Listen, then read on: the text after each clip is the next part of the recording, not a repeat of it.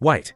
Don't scroll. What if everything you thought you knew about the death of Jesus is missing the most important part? Because this wasn't just suffering.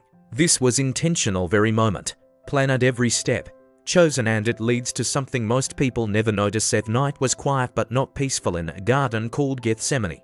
Jesus wasn't resting. He was breaking not from fear of death, but from the weight of what that death would carry. No betrayal, pain, cross, and still he stayed. Father, if there's another way. A pause, but not my will. Yours. Then movement in the dark. The chest votes getting louder, and at the front, someone familiar. Judas, not a stranger, not an enemy. A friend steps closer, looks him in the eyes, and kisses him. And just like that, everything begins. Soldiers move in, but Jesus doesn't run her.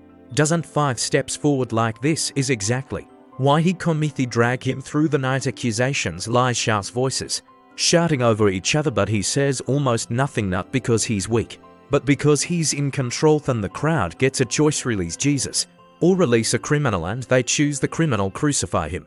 Again, crucify him.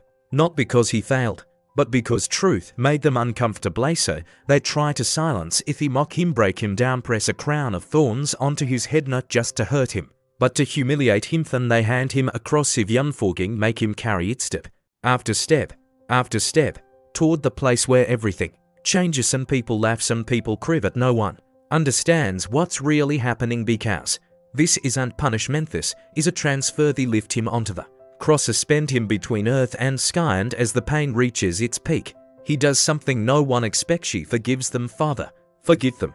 In that moment, he's not lasting. His giving hours pass, breath gets short, earth sky darkens, everything feels wrong, and then he says it is finished. Not a whisper of defeat, but a declaration. Bess, at that moment, something invisible shifts. Earth shakes. Barrier between God and man is torn open. Access is no longer restricted, and what looked like the end was actually the turning point. He take his body, seal it in a tombstone, rolled shut, guards watching, no movement, no hope here. At least that's what it looked like. But 3 days later, the ground moves against stone, rolls away, and the tomb is empty, not still in it, broken in tomb. Base death didn't win, it couldn't, and suddenly everything he said makes sense. Of this wasn't just a death, this was a rescue, and it wasn't random, it was person. Also now the question isn't what happened, the question is, what are you going to do about it? If this hit you, don't ignore it. Share this with someone who needs to hear it, and follow, because the next video might explain the part most people still don't understand.